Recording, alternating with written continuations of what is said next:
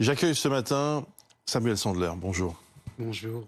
Votre nom est associé à l'attentat commis par Mohamed Merah le 19 mars 2012 à Toulouse contre l'école aux Arts à Torah. Ce jour-là, le terroriste, un peu avant 8 heures du matin, va tuer 4 personnes. Jonathan Sandler, votre fils, âgé de 30 ans. Gabriel Sandler, 3 ans. Arié Sandler, 6 ans. Vous avez toujours tenu à témoigner depuis ces 11 années qui vous séparent de cette horreur. Et j'aimerais savoir tout simplement ce que vous avez ressenti samedi matin lorsque vous avez découvert ce qui s'est passé en Israël. Alors d'abord une crainte parce que vous avez cité mes 2 petits-fils et le jour de l'attentat, il y avait aussi ma petite fille Liora qui avait 1 an, donc qui était encore dans l'appartement, qui maintenant vit avec sa maman à Jérusalem. Donc j'ai pensé déjà à elle et à ma fille. Ma fille qui a quitté Montrouge parce que le jour de l'attentat de Charlie Hebdo, il y a une dame policière qui s'appelait Clarisse Jean-Philippe s'est fait abattre à Montrouge.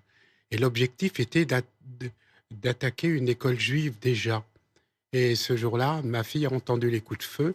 Elle m'a dit « Papa, je pars ». Donc ma fille est partie avec ses enfants, également à Jérusalem. Donc la crainte, naturellement, c'était malheureusement qu'eux aussi soient des victimes de la même barbarie. Vous avez entendu, comme nous, que des familles ont été tuées, des enfants. Oui. Comme vos enfants, vos petits-enfants. Oui. C'est insoutenable et incompréhensible. J'ai jamais compris d'ailleurs ce qui s'était vraiment... J'ai jamais accepté. Je l'ai jamais accepté. Je comprends pas qu'on puisse tirer comme ça sur des enfants de 3 ans. Je me permets de rappeler que le même assassin de Toulouse avait tué auparavant des soldats français. Vous avez évidemment été marqué à vie par la tragédie de Toulouse. Et vous voyez que finalement l'horreur se répète. C'est sans fin. Ce que je crains, j'ai toujours... Plusieurs fois, quand on m'avait posé les questions, est-ce que vous pensez que c'est fini? J'ai toujours dit, je craignais que ce soit jamais fini. Et je crois qu'on en a la preuve, là. Mais je ne sais pas comment ça va se terminer. Et j'ai très peur pour les otages. Je ne prononce jamais le nom de l'assassin de mes enfants, parce que prononcer son nom, c'est que je crois qu'il y a un peu d'humanité, ce que j'ai toujours refusé de croire. Et je crois que c'est pareil actuellement pour ceux qui détiennent les otages, ils n'ont aucune humanité, ils ne font pas partie du genre humain. Carrément. Carrément. C'est pour ça que je ne prononce jamais le nom de l'assassin. Malgré le procès qui était censé apporter des réponses en ce qui vous concerne. Le procès n'a rien apporté au point de vue réponse, si ce n'est que j'ai été informé, vous savez, sur plusieurs récits, ce qui s'était passé ce matin-là à Toulouse. Et à la fin, c'est les spécialistes de l'armement qui ont précisé que l'assassin était venu avec une mitrailleur automatique, un Uzi. Il a d'abord abattu mon petit-fils Arié, et mon fils Jonathan est allé au-devant pour faire cesser le tir. L'arme s'est enrayée, et l'assassin a repris un Colt. Autrement dit, d'une certaine manière, mon fils a sauvé l'école d'un drame. Et personne n'en parle. Personne. Personne, aucune reconnaissance à son égard. Que diriez-vous de l'antisémitisme en France? C'est un peu complexe à vous répondre parce que ma famille, mes cousins, ma grand-mère a été déportée. Mon oncle et ma tante. Donc déjà, nous vivons en 1943 la déportation d'une partie de ma famille. Et ensuite, maintenant, les différents assassinats. Pour ma part, en fait, ce que j'ai vécu depuis 2012, l'État a toujours été à nos côtés. Mmh. Toujours. Mais est-ce que ça s'aggrave? Est-ce que vous pensez qu'il y a un antisémitisme toujours présent? Oui. Est-ce que... Je crois Alors, il a différentes caractéristiques, puisque à l'époque, en 1943, c'était la propagande nazie. Mon cousin Germain a été arrêté à l'école, au Havre, et déporté.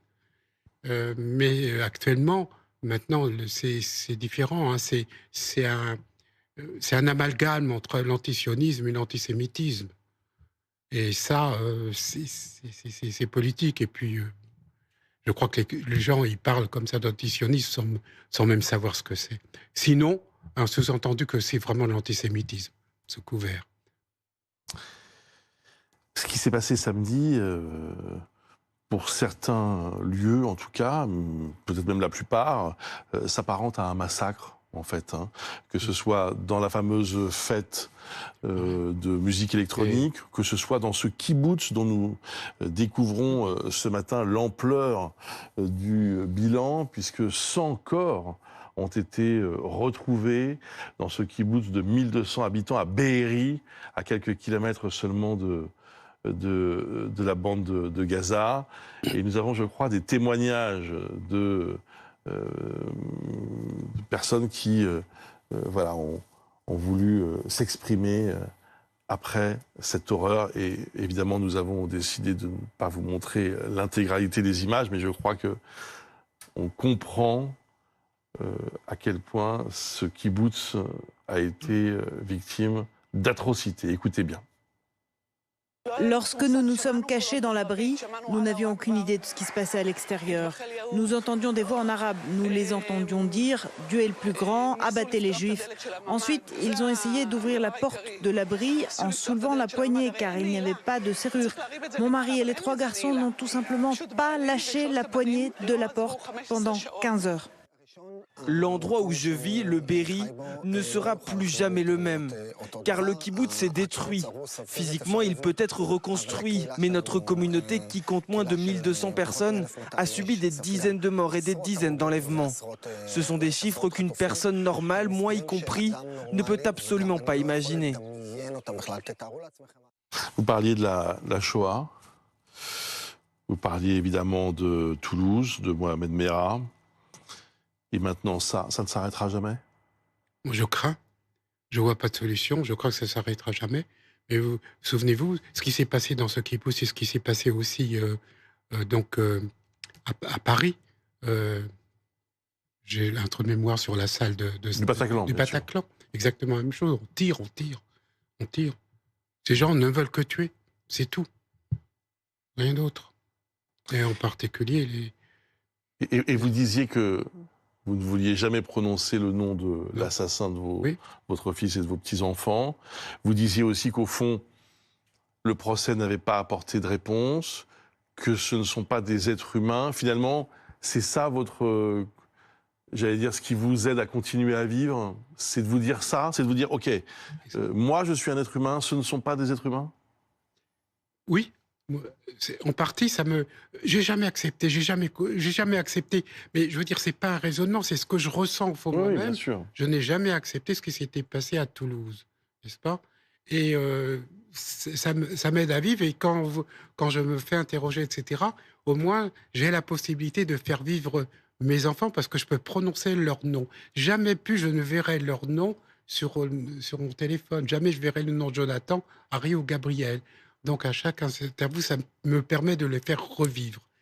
Ça m'aide beaucoup, mais je ne peux pas accepter. Donc, je ne comprends pas. Je ne comprends pas comment on a pu tirer sur mon fils Gabriel, qui avait 3 ans.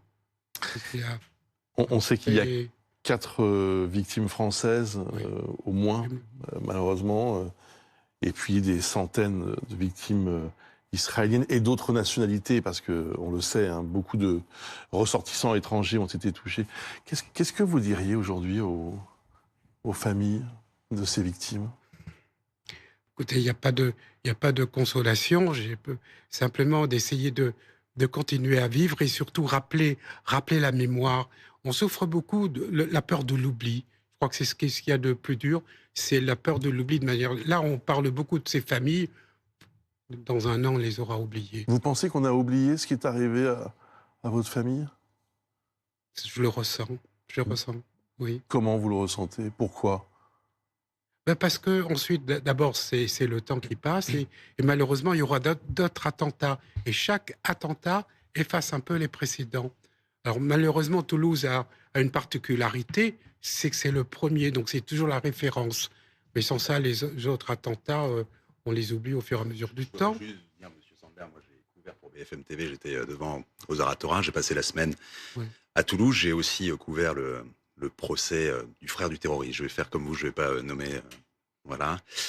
Et pour y revenir souvent à Toulouse, on n'oublie pas vos enfants, petits-enfants. Oui, bah, je Toulouse vous a été remercie. largement marqué par ça.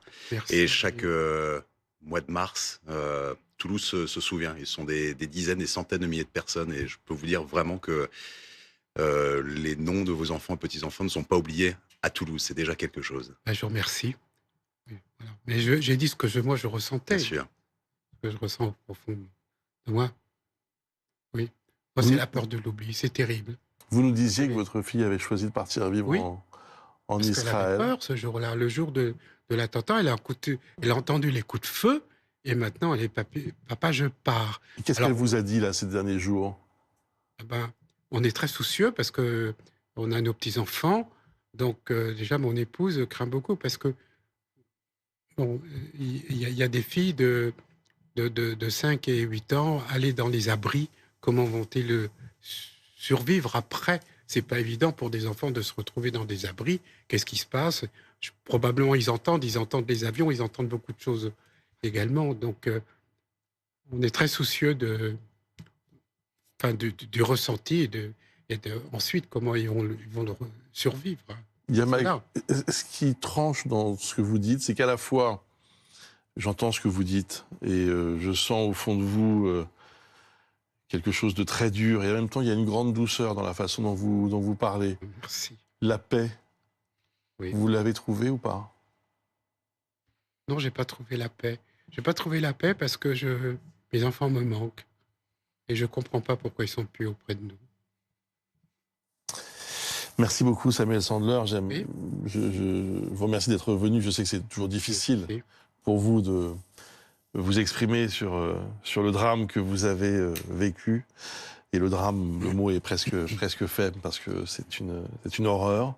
Mais votre témoignage aujourd'hui, évidemment, compte beaucoup dans cette tragédie aussi que vit Israël.